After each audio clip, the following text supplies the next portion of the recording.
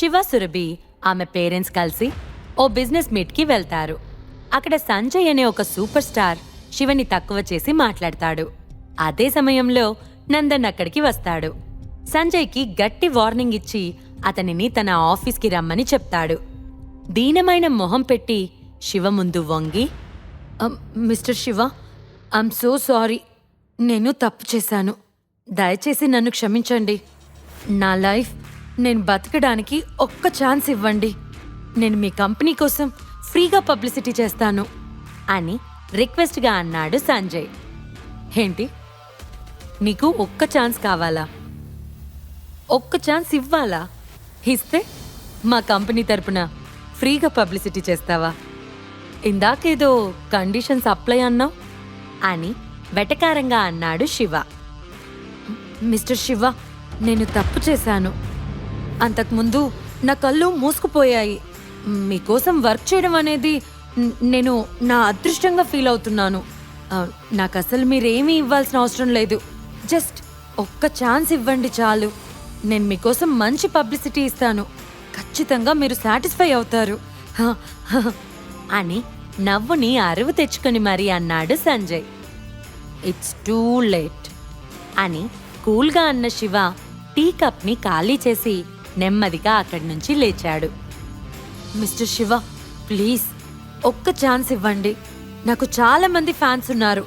నేను మీకు పబ్లిసిటీ చేస్తే ఖచ్చితంగా మీ బిజినెస్లో గ్రోత్ ఉంటుంది అని శివదారికి అడ్డు వస్తూ భయంగా గడగడా అప్పచెప్పాడు సంజయ్.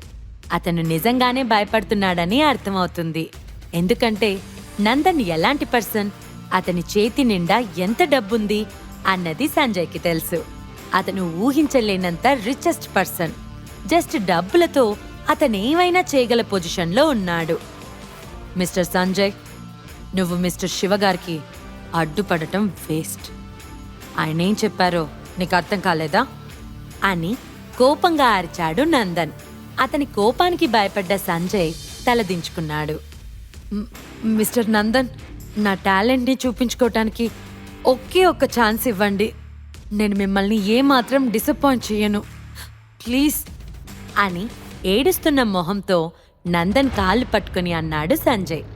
నందన్ తన కాళ్లతో సంజయ్ని గట్టిగా విదిలించటంతో సంజయ్ నేలపై పడి వణికిపోయాడు. నీకింకా ఏ మొహం ఉందని నన్ను బ్రతిమలాడుతున్నావు? నువ్వు శివసార్కి కోపం తెప్పించావు. ఇక నిన్ను మా దగ్గర నుంచి రక్షించే సీన్ ఎవ్వరికీ లేదు. నువ్వింకొక్క మాట మాట్లాడకుండా ఇక్కడి నుంచి వెళ్ళిపో. నీకింకెప్పటికీ కమర్షియల్ యాడ్ చేయడానికి ఛాన్స్ ఉండదు అని డీప్ వాయిస్తో అన్నాడు నందన్. వాట్ ఈస్ ఇట్ అని భయం నిండిన ఫేస్తో అన్నాడు సంజయ్. అసలు శివతో అంత ఈజీ కాదని అప్పుడే సంజయ్కి అర్థమైంది. అయినా నందన్ లాంటి గొప్ప వ్యక్తి శివకి ఇంత రెస్పెక్ట్ ఇస్తున్నాడేంటి అని అనుకున్న సంజయ్ తల తిరిగిపోతుంది. ఇక ఒక్క క్షణం కూడా ఆలోచించకుండా సంజయ్ పరిగెత్తుకుంటూ వచ్చి అప్పుడే ఆ ఏరియా దాటి వెళ్తున్న శివ ముందు మోకరిల్లి వేడుకున్నాడు. మిస్టర్ శివ, దయచేసి నాకు ఒకే ఒక్క ఛాన్స్ ఇవ్వండి. నన్ను నా ఫేమ్ని పాడు చేయొద్దు, ప్లీజ్ ప్లీజ్ అని ఏడుస్తూ అన్నాడు. టాలెంట్ లేకుండా టాలెంట్ ఉన్న వాళ్ళని అణగదొక్కి కీర్తిని సంపాదించే నీలాంటి వాళ్ళు ఇంకా ప్రొఫెషన్లో ఉండటానికి నేను ఒప్పుకోను అని అన్నాడు శివ. ఏయ్, నువ్వు వెంటనే ఇక్కడి నుంచి వెళ్ళిపో. మళ్ళీ శివ సార్ దారిలోకి వస్తే కనీసం నీకు తినడానికి ఫుడ్ కూడా ఉండదు అని శివ కాళ్ళ దగ్గర మోకరిల్లి ఉన్న సంజయ్ని తన్నాడు నందన్. శివ అక్కడి నుంచి బయటకి వెళ్ళిపోయాడు. అతని వెనకే వెళ్ళాడు నందన్. సంజయ్ ఫేస్ అంతా నిరుత్సాహంతో నిండిపోయి ఉంది. తన శక్తి అంతా ఒక్కసారిగా పోయినట్లు అక్కడే నేలపై కుప్పకూలిపోయాడు. పవర్ఫుల్ మిస్టీరియస్ ఫిగర్ని బాధ పెట్టాను. ఇక ముందు నా లైఫ్ డౌన్ అయిపోతుంది. శివ లాంటి వ్యక్తిని ఒక్క చిన్న మాట అన్నా జీవితం తారుమారవుతుంది అని తనలో తాను కుమిలిపోయాడు సంజయ్. మిస్టర్ శివ సార్, ఈ సంజయ్ వ్యవహారం చూసుకోవడానికి నేనెవరినైనా అరేంజ్ చేస్తాను. అతను వర్క్ చేసే టీవీ కంపెనీకి మన మనోహర్ గ్రూప్స్తో మంచి బిజినెస్ రిలేషన్ ఉంది అని రిక్వెస్ట్గా అన్నాడు నందన్. శివ ఏం మాట్లాడలేదు. మిస్టర్ శివ, మీరు లాటిన్ గ్రూప్స్ గురించి తెలుసుకోగానే రిపోర్ట్ చేస్తాను అని అన్నాడు నందన్. శివ మెల్లగా నవ్వి, కమాన్ నందన్, అసలు లాటిన్ గ్రూప్ ఏ బిజినెస్ చేస్తుంది? నువ్వేం ప్లాన్ చేయాలనుకుంటున్నావు అని అన్నాడు Shiva. The most important issue ఏంటంటే వాళ్ళు రియల్ ఎస్టేట్లో మన కంపెనీకి రావాల్సిన ప్రాజెక్ట్ A1ని వాళ్ళ కంపెనీకి వచ్చేలా ప్లాన్ చేశారు. మనకొచ్చిన నష్టం పెద్దగా ఏం లేదు, కానీ అది ప్రెస్టేజ్ ఇష్యూ. అలానే లాటిన్ గ్రూప్స్ ఇతర కంపెనీలలో కూడా తన పవర్ని చూపించాలనుకుంటుంది. వాళ్ళ దగ్గర ఫండ్స్ చాలా ఎక్కువగా ఉన్నాయి. వాళ్ళు చాలా కమర్షియల్గా ఆలోచిస్తారు. వాళ్ళ న్యూ కన్స్ట్రక్షన్ ప్లాన్తో ముందుకొచ్చారు. అదే ప్రాజెక్ట్ A1లో ఇంప్లిమెంట్ చేశారు. అది సక్సెస్ అయింది. ఇప్పుడు మరో ప్రాజెక్ట్కి వేలం జరుగుతుంది. ఆ ప్రాజెక్ట్ని మనకి అనుకూలంగా ఎలా మార్చాలా అని చూస్తున్నాను అన్నాడు నందన్. ఇన్ఫ్యాక్ట్ అతనికి శివ ఫైనాన్షియల్ సపోర్ట్, అలానే సురేందర్ కమర్షియల్ సపోర్ట్ లేకుంటే బిజినెస్లో ఈ రేంజ్లో వెలిగేవాడు కాదు. ఇప్పటి వరకు వాళ్ళిద్దరి సపోర్ట్ వల్లే నందన్ ఓటమి అనేది లేకుండా బిజినెస్ చేస్తున్నాడు. అలాంటిది ఈరోజు ఈ లాటిన్ గ్రూప్స్ వచ్చి అనేక ఇండస్ట్రీస్ని కేక్స్లా మింగేస్తుంది. అలానే ఫుల్ ఫ్లెడ్జ్డ్గా టెక్నాలజీని యూజ్ చేయడానికి చూస్తుంది. ఇన్ఫ్యాక్ట్ హైదరాబాద్ సిటీలోనే లాటిన్ గ్రూప్స్ని ఎదిరించే ఇతర ఇండస్ట్రీస్ ఏమీ లేవు, ఒక్క మనోహర్ గ్రూప్స్ తప్ప. వాళ్ళతో పోటీ పడితే దానంత వెర్రితనం మరొకటి లేదు. కానీ శివ తన మీద పెట్టిన నమ్మకాన్ని తను పోగొట్టుకోకూడదని నందన్ ఆరాటం. ఈ సెలబ్రిటీ డిన్నర్, అలానే ప్రాజెక్ట్ A1తో సిటీలో ఇతర బిల్డింగ్స్ ఎస్టాబ్లిష్ చేయటం, బిజినెస్ మీట్స్ గురించి నేను విన్నాను అని అన్నాడు శివ. అవును శివ సార్, దీని గురించే ఇప్పుడు నేను మిమ్మల్ని ఇన్వైట్ చేశాను. ఇన్ఫ్యాక్ట్ ఈసారి ఈ బిజినెస్ యాక్టివిటీలో మీరు కూడా ఛార్జ్ తీసుకోవాలని నేను కోరుకుంటున్నాను. లాటిన్ గ్రూప్స్ చాలా ప్రిపేర్డ్గా ఉంది. వాళ్ళు సిటీలో ఉన్న అన్ని ప్రాజెక్టులు మేమే గెలుస్తామని చాలా ధీమాగా ఉన్నారు. ఇక్కడ వాళ్ళ బలం ఇంకా స్పీడ్గా పెరుగుతుంది. నేను అసలు ఏమాత్రం ఆలోచించలేకపోతున్నాను. మీరు వాళ్ళని ఏం చేయబోతున్నారు అని చాలా ఉద్రేకంగా అన్నాడు నందన్. శివ చాలా తేలిగ్గా, ఇది కమర్షియల్ కొల్యూషన్, సో మనం కమర్షియల్గానే వెళ్దాం. మన దగ్గర వాళ్ళకంటే ఎక్కువ డబ్బులున్నాయి. నేను నీకు ఫ్రీ హ్యాండ్ ఇస్తున్నాను. సో మనం తలుచుకుంటే వాళ్ళకంటే కమర్షియల్గా ముందుకు పోవచ్చు అని అన్నాడు. ఎస్ సార్ అని ఉత్సాహం నిండిన కళ్ళతో అన్నాడు నందన్. అప్పటి వరకు లాటిన్ గ్రూప్స్ని ఎలా ఎదుర్కోవాలి అని టెన్షన్గా ఉన్న నందన్ శివ మాటలకు వెంటనే కూలయ్యాడు. శివ యొక్క ఎబిలిటీపై నందన్కి ఎలాంటి డౌట్ లేదు.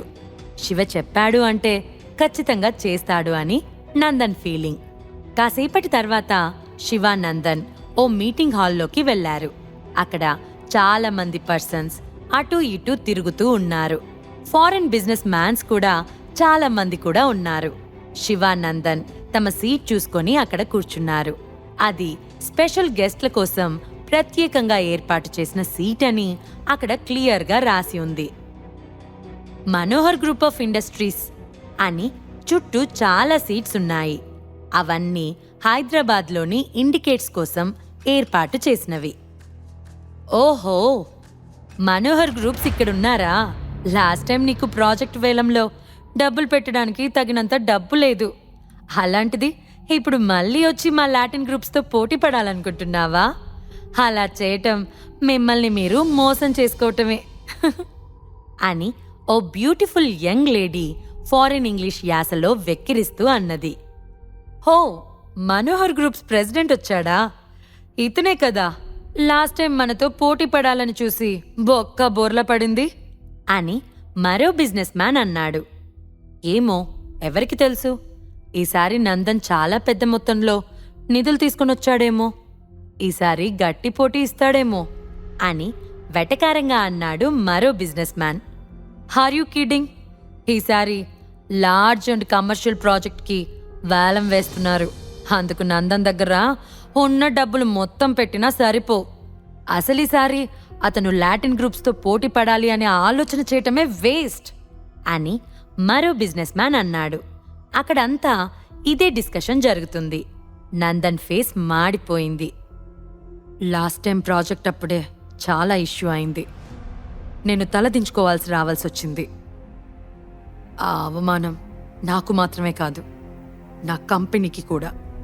ఇప్పుడు మాట్లాడే కుక్కలందరూ లాటిన్ గ్రూప్స్ కింద పనిచేసే ద్రోహులు అని అనుకున్న నందన్, శివ సార్, నేను లాస్ట్ టైం ఓడిపోయాను, అందువల్ల మన కంపెనీకి చాలా బ్యాడ్ నేమ్ వచ్చింది అని తలదించుకొని బాధగా అన్నాడు. ఎందుకంటే తన వల్ల ఈరోజు శివ అందరి ముందు బ్లేమ్ అవుతాడేమో అని నందన్ బాధ. శివ ఎప్పట్లానే కూల్గా ఉండి నందన్ భుజం తట్టాడు.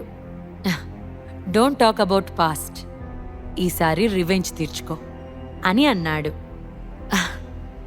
ఎస్ శివ సార్ అని హ్యాపీగా నవ్వాడు నందన్. అప్పుడే అంతా ఎవరి ప్లేసెస్లో వాళ్ళు కూర్చున్నారు.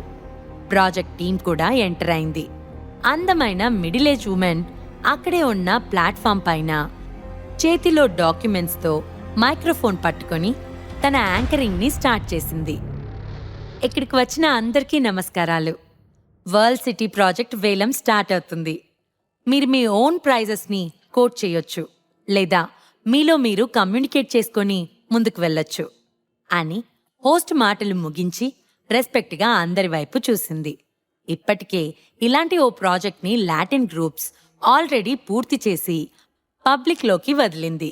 ఓల్డ్ బిల్డింగ్స్ని కొని వాటిని రీమోడలింగ్ చేసే రైట్స్ని తీసుకుంది. ఇప్పుడు సేమ్ అలాంటి మరో ప్రాజెక్ట్ కోసం వేలం వేస్తున్నారు.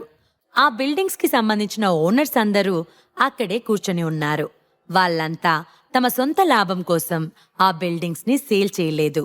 కానీ ఇప్పుడు ఆ బిల్డింగ్స్ని రీమోడలింగ్ చేయడానికి కోఆపరేట్ చేస్తే వాళ్ళకి చాలా ఎక్కువ లాభాలొస్తాయని లాటిన్ గ్రూప్స్ వాళ్ళని మిస్లీడ్ చేయటంతో ఆ బిల్డింగ్స్ని ఇచ్చారు.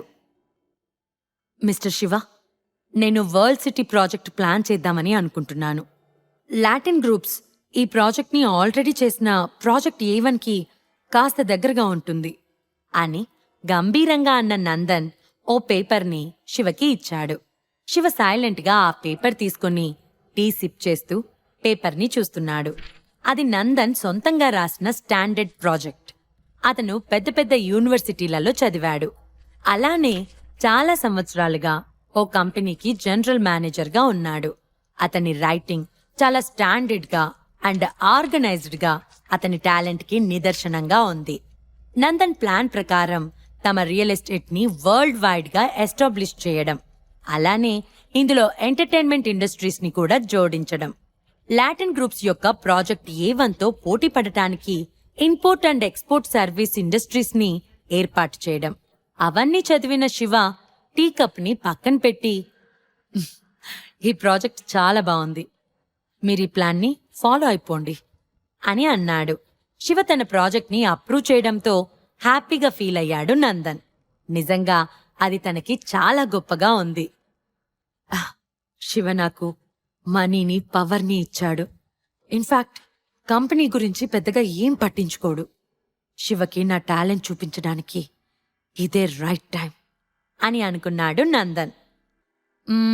ఈ ప్లాన్లో ఒక చిన్న తప్పుంది నందన్. నువ్వు ప్లాన్ చేసిన ప్రాజెక్ట్ ఎస్టాబ్లిష్ చేయడానికి నువ్వింకా స్ట్రాంగ్గా ఉండాలి. మన ప్లాన్ లాటిన్ గ్రూప్స్ యొక్క ప్రాజెక్ట్ A1కి సమానంగా ఉంటే ఎలా? అంతకు మించి ఉండాలి అని అన్నాడు శివ. నందన్ షాక్ అయ్యాడు. అంతకు మించి ఉండాలా అని అర్థం కానట్లు అన్నాడు. తనిచ్చిన ప్రాజెక్ట్ పేపర్ ఇప్పటికే శివకి నచ్చింది. ప్రాజెక్ట్కి 500 కోట్ల కంటే ఎక్కువగా ఖర్చవుతుంది. ఆ తర్వాత అన్ని కంపెనీలు అండ్ ఫ్యామిలీ గ్రూప్స్ని సేకరించి నెట్వర్క్ రీసోర్సెస్ యూజ్ చేయొచ్చు. కానీ తను ఏమాత్రం ఎక్స్పెక్ట్ చేయలేదు శివ మరీ ఇంత స్ట్రాంగ్గా ఉంటాడని. ఇప్పుడు శివ చెప్పిన దాన్ని బట్టి తన స్థాయి 3 రెట్లు పెరుగుతుంది. ఈ ప్రాజెక్ట్ బేసిక్ వర్క్స్ కోసమే 100 crores వరకు ఖర్చవుతుంది. సక్సెస్ అవుతుందో లేదో తెలియదు, కానీ శివ ఎంత ధైర్యంగా ఓకే చేశాడు అని అనుకున్నాడు నందన్. నందన్ ప్లాన్ సక్సెస్ అవుతుందా? లాటిన్ గ్రూప్స్ని సురేందర్ నేలమట్టం చేయాలని చూస్తున్నాడు. ఇలాంటి సమయంలో నందన్ తన ప్లాన్తో వాళ్ళని తిప్పికొట్టగలడా? ఈ ప్లాన్తో మనోహర్ గ్రూప్ ఆఫ్ ఇండస్ట్రీస్ వేరే లెవెల్కి వెళ్తుందా? తమని నమ్మి శివ ఇచ్చిన అవకాశాన్ని, హోదాన్ని సురేందర్, నందన్ ఎలా నిలబెట్టుకోబోతున్నారు? ఈ ప్రశ్నలకు సమాధానాలు తెలుసుకోవాలంటే నెక్స్ట్ ఎపిసోడ్ వినాల్సిందే. క్రింద ఇచ్చిన లింక్ ని క్లిక్ చేసి పాకెట్ ఎఫ్ఎం యాప్ ని ఇన్స్టాల్ చేసుకోండి. Stay tune to pocket FM.